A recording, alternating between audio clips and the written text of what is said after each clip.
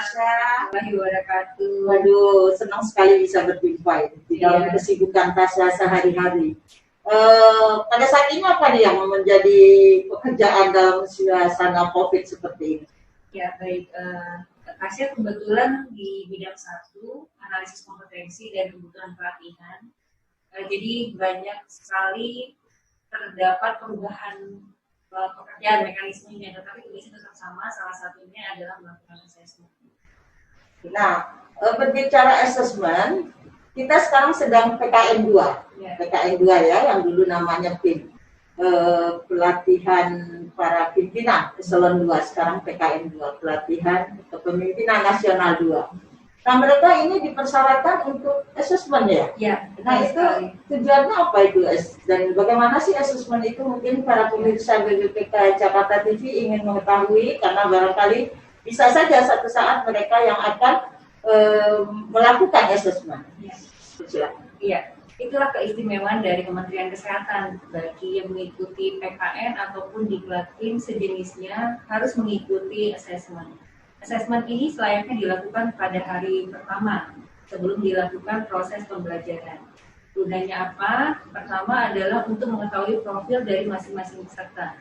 Kemudian kedua, untuk mengetahui gaya belajar yang dimiliki oleh peserta. Karena setiap individu pasti memiliki gaya belajar yang berbeda-beda. Misalnya ada auditory, berarti lebih banyak dari mendengarkan. Ada yang kinestetik, lebih senang melalui praktek, ataupun yang visual, lebih banyak yang seperti itu, lebih senang dengan membaca atau melihat tampilan-tampilan yang lebih menarik. Jadi kalau begitu, itu manfaatnya adalah buat organisasi atau institusi pelatihan ya, untuk melihat para peserta kemampuan mereka untuk mengikuti pelatihan. Jadi kalau demikian, apakah assessment ini juga digunakan selain ke PKN 2 atau di mana pelatihan-pelatihan apalagi yang dipersyaratkan harus assessment? Baiklah, jadi Bu, kami itu melakukan assessment untuk JPT, Jabatan Pimpinan Tinggi, Pratama ataupun Madya, memang dengan kerjasama dari berbagai pihak juga. Kemudian tahun ini juga melaksanakan assessment untuk anggota konsil. Dan ada 11 konsil dengan 7 unsur.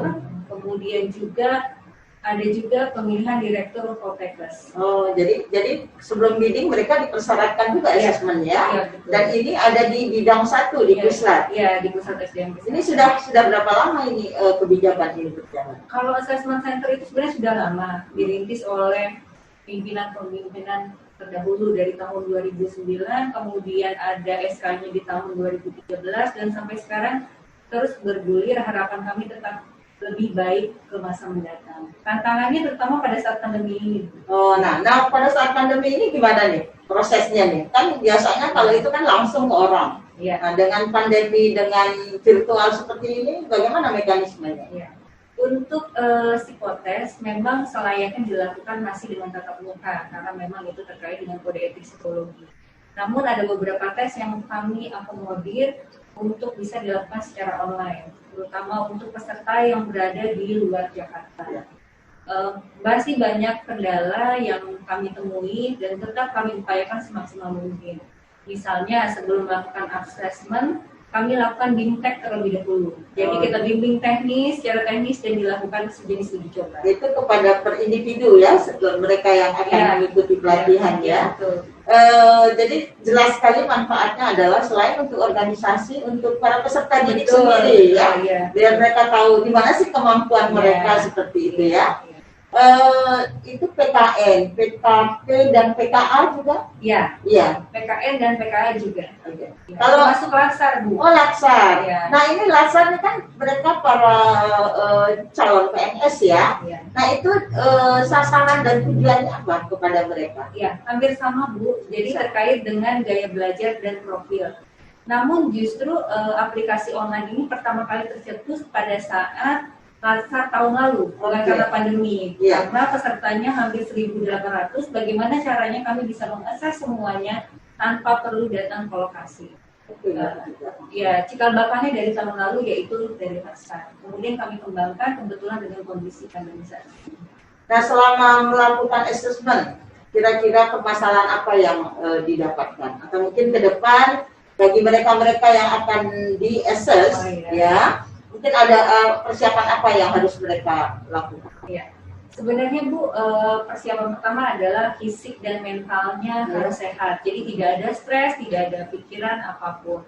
Nah, yang sering menjadi pertanyaan, kenapa misalnya sebenarnya bagus tidak terpilih? Karena asesmen itu adalah melihat job fit, kesesuaian orang. Jadi ketika dia nilainya bagus atau sebenarnya performance-nya bagus tetapi tidak terpilih, bukan berarti dia tidak baik, atau bukan berarti dia buruk, tetapi tidak pas dengan posisi yang dituju. Oh, jadi gini, kalau dia nggak lulus, bukan berarti dia tuh asesmennya nilainya jelek.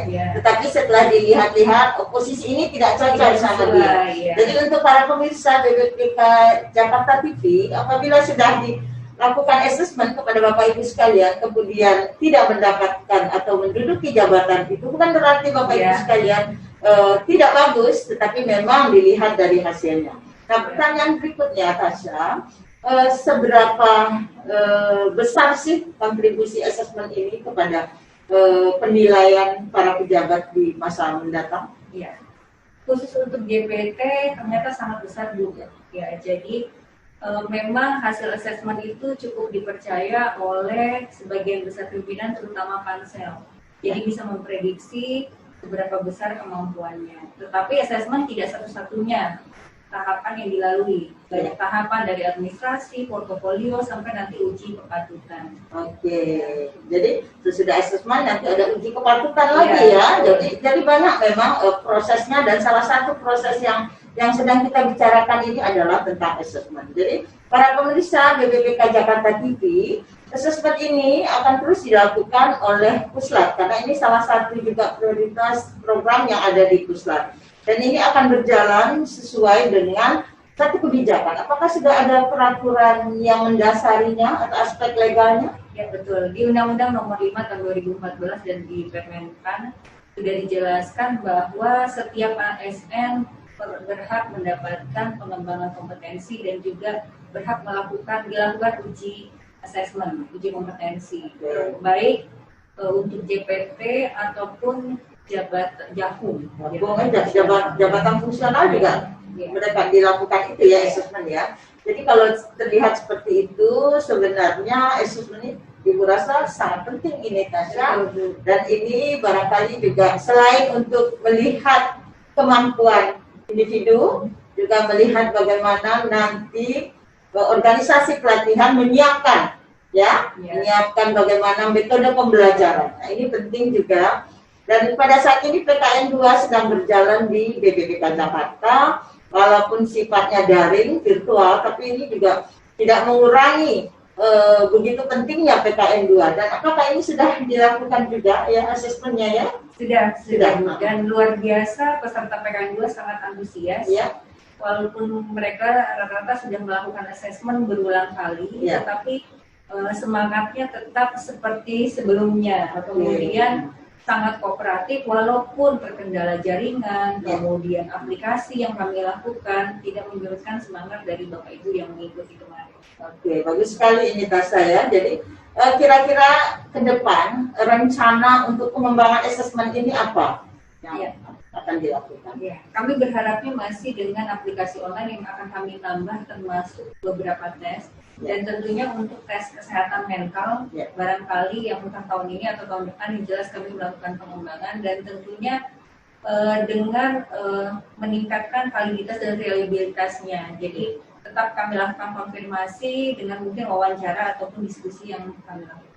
Ya, kalau dilihat suasana seperti ini, Tasya, kemungkinan masih panjang ini COVID ini. Jadi memang harus dipersiapkan ya, tidak bisa. Kalau dulu kita bisa langsung bisa mengetahui, tapi sekarang dengan posisi seperti ini asesmen tetap berjalan.